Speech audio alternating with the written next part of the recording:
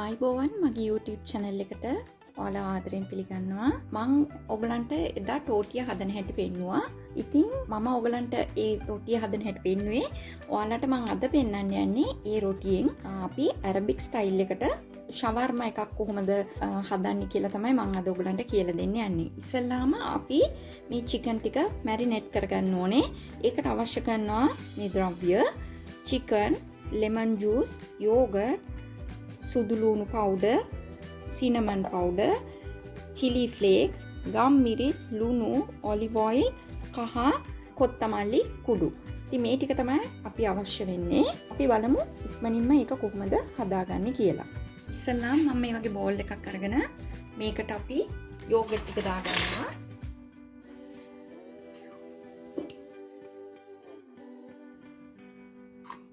ඊට පස්සේ අපි ඒකට දෙහි දානවා.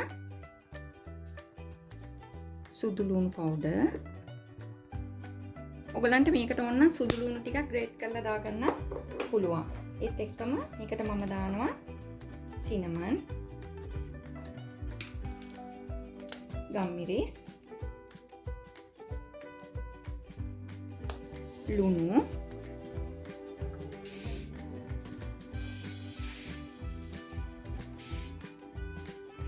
පස්සේ කහ චුට්ටක් දාගන්නවා, කොත්තමල්ලි කුඩු, මිරිස්. මේකේදී ඔයගලන්ගේ සැර ඔයගලන්ගේ අවශ්‍ය ප්‍රමාණයට දාගන්න. ඊට පස්සේ මම මේකට olive oil දාගන්නවා. මේ සැන්ටි දෙකක් වගේ දාගන්න.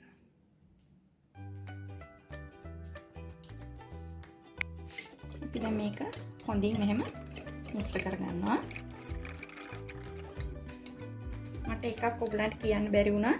මම මේකට ඔයගලන්ට පොඩ්ඩක් දාගන්න ඕනේ මිරිස් කුඩු ටිකක්.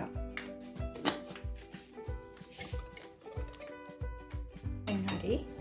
මේකට අපි දැන් chicken ටික දාගන්න. ඔයගලන්ට මේකට chicken හරි beef හරි ඕන එකක් දාගන්න පුළුවන්. ඊට පස්සේ මම මේක හොඳින් මේ විදියට මිශ්‍ර කරගන්නවා.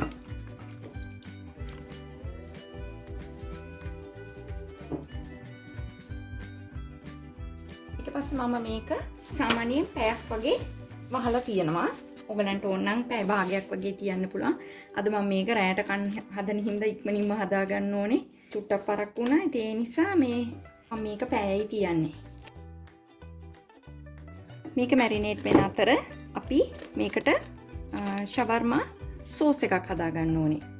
ඉතින් ඒක හදන හැටි බලමු. මම ඒකට ඕන කරන ingredients ටික ඔයගලන්ට පෙන්නන්න. දැන් මේක මම තියනවා. දැන් මම ග්ලාස්ටි කරගෙන ඉන්නේ මේ shawarma sauce එක හදන හැටි ඔයගලන්ට පෙන්නන්න. ඒකට අවශ්‍ය වෙනවා ලුණු, olive oil නැත්නම් ඔයගලන්ට මේ පක්කරි පොල් තෙල් නැතුව වෙන oil එකක් පාවිච්චි කරන්න පුළුවන්. ගම්මිරිස් කුඩු තියෙනවා. මෙතන විනාගිරි ස්වල්පයක් තියෙනවා. සුදු ලුණු, mayonnaise වෙනුවට ඔයගලන්ට මේ natural yogurt එකක් පාවිච්චි කරන්න පුළුවන්. අද මම මේ mayonnaise තමයි පාවිච්චි කරන්නේ. මම ඔයගලන්ට පෙන්නන්න මේක තියාගත්තේ. ඒත් එක්කම sesame තියෙනවා. ඒත් එක්කම lemon juice, origano තියෙනවා. එතකොට අපි දැන් බලමු මේක කොහොමද හදාගන්නේ කියලා. ඉතින් මම මේ වගේ grinder එකට විනාගිරි, දෙහි, තලයට අමුවෙන් ගන්න, බෙදපුව ගන්න එපා. ඊපස්සේ ඔරිගානෝ චුට්ටක් දාගන්න. නැත්තම් කමන්නේ ඔයගලන්ට. මම මේක හදන්නේ Arabic style එකට ඉඳලා ඒගොල්ලන් අනිවාර්යෙන් මේක පාවිච්චි කරනවා. ලුණු ස්වල්පයක්, ගම්මිරිස්, සුදු ලුණු, olive oil. මෙතන මේ සැන්ටි දෙකක් වගේ මම ගන්නවා. mayonnaise. මේකට අපි යෝගට් එකක් දාගත්තත් හරිම රසයි, කිසිම වෙනසක් වෙන්නේ නැහැ. මේ mayonnaise මොනි කියලා අවශ්‍ය වෙන්නේ නැහැ. මම ඕගලන්ට ඉදිරි වීඩියෝස් වල මෙයෝනීස් හදන විදිය වෙජිටේරියන් මෙයෝනීසුයි තර දාලා අපි හදන මෙයෝනීසුයි මම හදන හැටි ඔයාලට ඉක්මනින්ම කියලා දෙන්නම්. එතකොට ඕගලන්ට මේ රෙසිපීස් ටික කරදරයක් නැතුව හදාගන්න පුළුවන් ගෙදරදීම. දැන් මම මේක ග්‍රයින්ඩ් කරගෙන එන්නම්.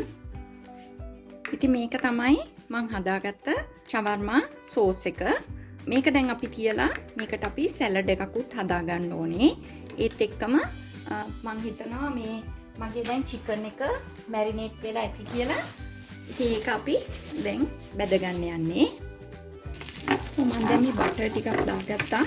දැන් චිකන් ටික මම දාගන්න යන්නේ.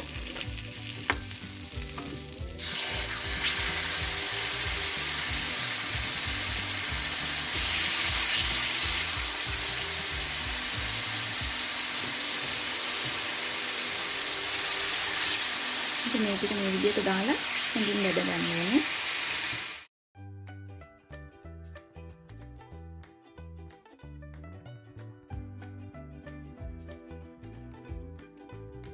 අපි මේක හොඳට බෙදෙනකම් අපි සැලඩ් එක හදාගමු. මෙන්න මේ විදිහට අපි තව චුට්ටක් වෙලා බෙදගත්තම ඇති. හරි? දැන් අපි සලාදේ හදන්න හැටි බලමුකෝ. මෙන්න මේ වගේ වෙන්න ඕනේ.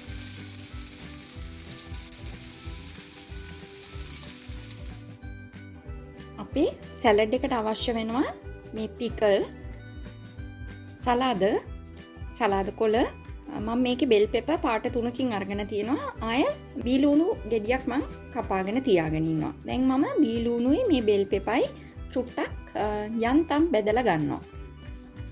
ඉතින් දැන් මම ශවර්මා එක හදන්න තමයි යන්නේ. මේ විදිහට මම සලාද කපාගෙන තියෙනවා. මෙතන තියෙනවා අපේ ශවර්මා සෝස් එක තියෙනවා. මට ඔයගලන්ට චිකන් එක පෙන්නන්න බැරුණානේ. මෙන්න මේක තමයි මම හදාගත්ත චිකන් එක. ඒත් එක්කම මම බෙල් පෙපර්, අනියන් මේ වගේ ෆ්‍රයි කරලා තියාගත්තා. දැන් අපි බලමු කොහොමද මේක හදාගන්නේ කියලා. මම ඉස්සෙල්ලාම මේ ශවර්මා ටෝටියා රොටිය තියාගන්නවා. ඊට පස්සේ මම මේකෙන් සෝස් එක ශවර්මා සෝස් එක හොඳට මෙන්න මේ විදියට මම ගා ගන්නවා. මේ සෝස් එක හරිම රසයි. සුදු ලුණු හිම තියෙන හින්දා හරිම රසයි. මේ වගේ ගාගත්තා. සුදු ලුණු කෑල්ලක් තියෙනවා. මම කයින් කරා. චුට්ටක් බ්ලෙන්ඩ් වෙලා නැහැ. මෙන්න මේ විදියට මම ගාගත්තා. ඔයගලන් සුදු ලුණු රසට වැඩි ආස නැත්නම් චුට්ටක් දාලා හදාගන්න. ඊට පස්සේ මම කරන වැඩේ මේ වගේ සලාද කොළ ටිකක් මෙන්න මේ වගේ තියාගන්න. ඒත් එක්ක මම වගේ ලුණු බෙල් පෙපර් පාට ටිකකින් මේ වගේ තියාගන්න. පිකල් ටිකුත් මම මෙහෙම දාගත්තා. මම ඉස්සරහදී ඔයගලන්ට තව මේකෙන් හදන විවිධ ශවර්මා වර්ග මම කියලා දෙන්නම්. ඉතින් ඒත් එක්කම මම දැන් මෙන්න මේ විදියට චිකන් ටිකක් මෙහෙම අහුර ගන්නවා. ඊට පස්සේ ආයෙත් අපි මේක උඩින් පොඩ්ඩක් මෙන්න මේ විදියට සෝස් ටිකක් දාගන්නවා. ඊට පස්සේ අපි මෙන්න මේ විදියට නමා ගන්න ඕන. ඔයගොල්ලන් බලාගන්න. ඉස්සලා මෙහෙම නැමුවා. හරි? නමලා මේක ඉස්සලා මෙහෙම චුට්ටක් මෙහාට ගන්න. ඊට පස්සේ මෙහෙම නමනවා. දෙපැත්තෙන් ඔය විදියට නමා ගන්න.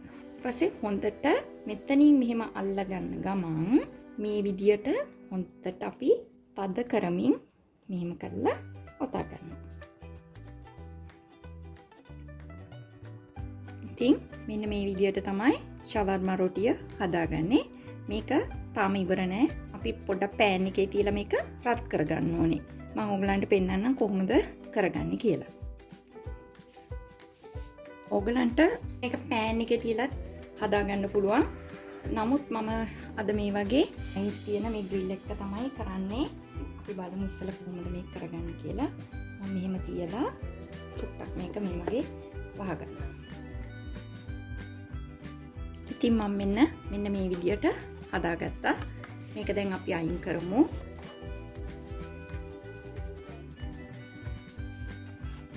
අපි අනිත් එකත් ඒ විදියටම තියාගමු. ඊට පස්සේ මම ඔයගලන්ට පෙන්නන්නම් මේක කපලා කොහොමද කියලා. ඉතින් මම අනිත් එකත් ගන්න යන්නේ. මේ බලන්න තාම රස්නේ.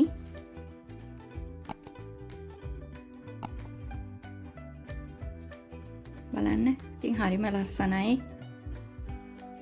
ඔයගලන්ට මේක ලන්ච් බොක්ස් වලට ඒ වගේ ඒවට ඔයාලට පාවිච්චි කරන්න පුළුවන් වෙයි. ඉතින් මේ අද මේක මම රෑ කෑමට තමයි හැදුවේ. මම හිතනවා මේ වීඩියෝ එක ඔයගලන්ට ගොඩාක් ප්‍රයෝජනවත් වෙයි කියලා. මම ඉදිරියට ඔයගලන්ට ගොඩක් වර්ගවල ෂවර්මා කියලා දෙනවා. මේක ඇරබික් ස්ටයිල් එකට. අපි දැන් මේක කපලා බලමු.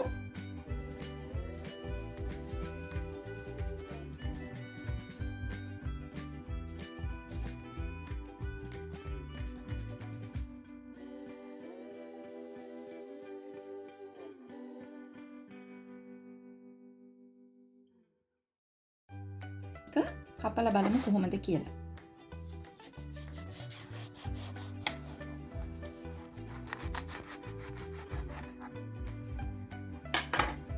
කැපුවම ඔයගලන්ට මෙන්න මේ විදිහට තමයි පේන්නේ. ඉතින් මේ වගේම රසවත් ලස්සන වීඩියෝ එකකින් ඔයාලගේ නිවසට ආයෙත් මම එන්නම්. එතකන් නවතින්නම් මම Yvonne.